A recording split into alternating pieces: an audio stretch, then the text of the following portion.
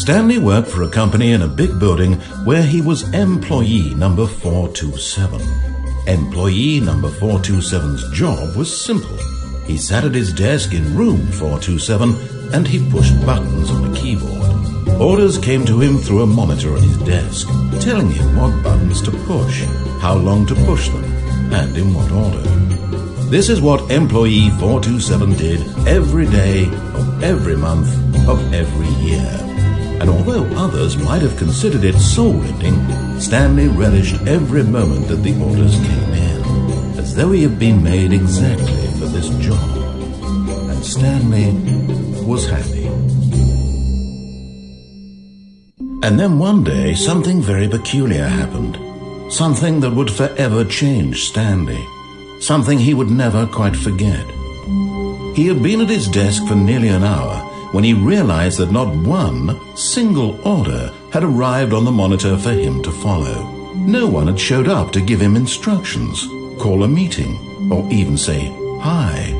Never in all his years at the company had this happened, this complete isolation. Something was very clearly wrong. Shocked, frozen solid, Stanley found himself unable to move for the longest time. But as he came to his wits and regained his senses, he got up from his desk and stepped out of his office. All of his co-workers were gone. What could it mean? Stanley decided to go to the meeting room. Perhaps he had simply missed a memo.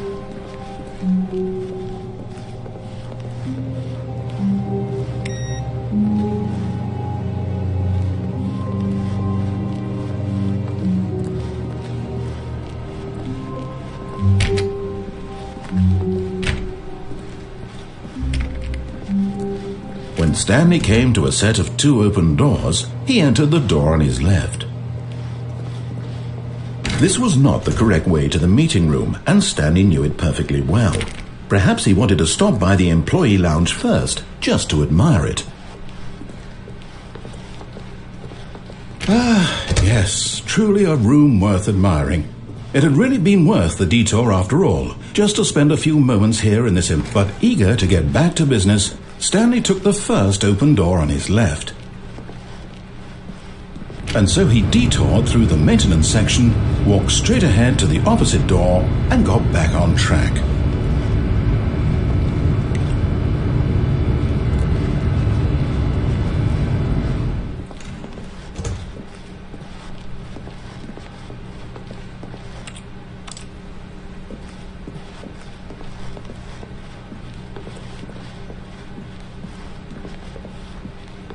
Yet there was not a single person here either. Feeling a wave of disbelief, Stanley decided to go up to his boss's office, hoping he might find an answer there.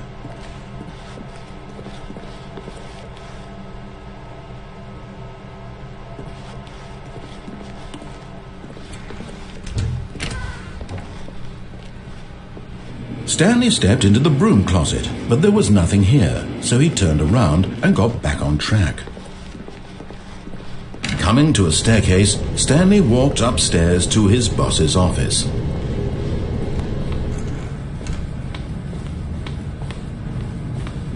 Stepping into his manager's office, Stanley was once again stunned to discover not an indication of any human life.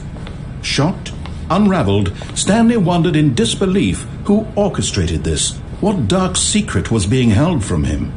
What he could not have known was that the keypad behind the boss's desk guarded the terrible truth that his boss had been keeping from him, and so the boss had assigned it an extra secret PIN number, 2845. But of course, Stanley couldn't possibly have known this. Yet incredibly, by simply pushing random buttons on the keypad, Stanley happened to input the correct code by sheer luck. Amazing. He stepped into the newly opened passageway.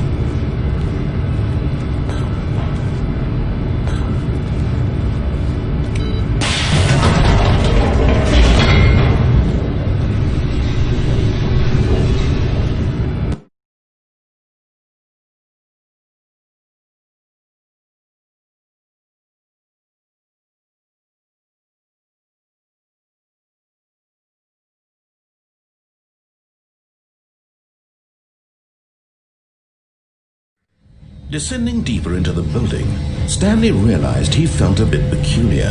It was a stirring of emotion in his chest, as though he felt more free to think for himself, to question the nature of his job. Why did he feel this now, when for years it had never occurred to him? This question would not go unanswered for long.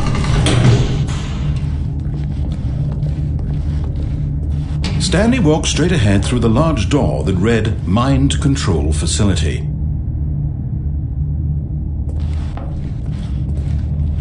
Although this passageway had the word Escape written on it, the truth was that at the end of this hall, Stanley would meet his violent death.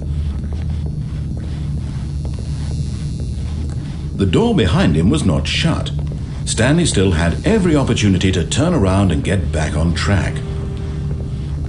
At this point, Stanley was making a conscious, concerted effort to walk forward and willingly confront his death.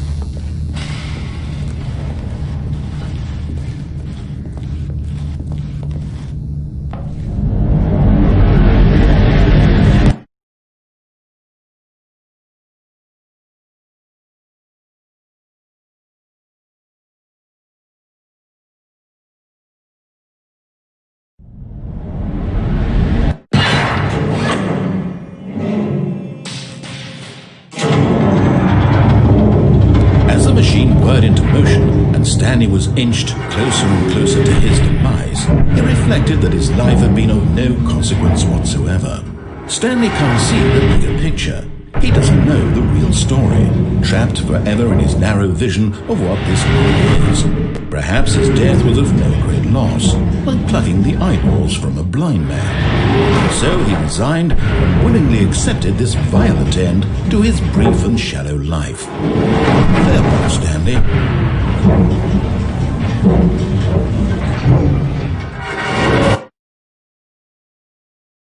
"Farewell, Stanley," cried the narrator, as Stanley was led helplessly into the enormous metal jaws. In a single visceral instant, Stanley was obliterated as the machine crushed every bone in his body, killing him instantly.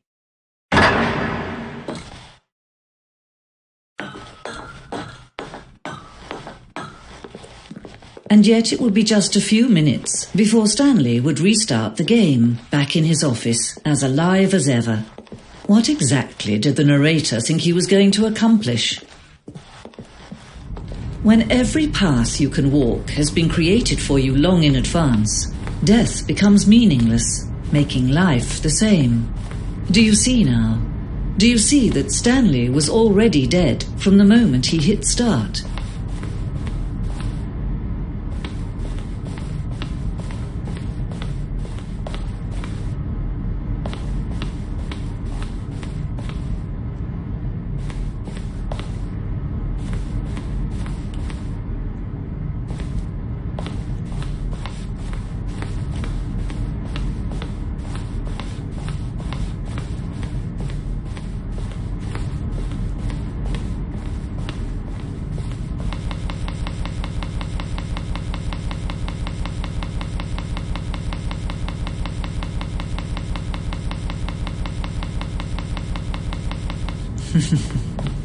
Oh, look at these two. How they wish to destroy one another. How they wish to control one another. How they both wish to be free. Can you see? Can you see how much they need one another? No, perhaps not. Sometimes these things cannot be seen. But listen to me. You can still save these two. You can stop the program before they both fail. Push escape and press quit. There's no other way to beat this game. As long as you move forward, you'll be walking someone else's path. Stop now. It'll be your only true choice. Whatever you do, choose it. Don't let time choose for you. Don't let time...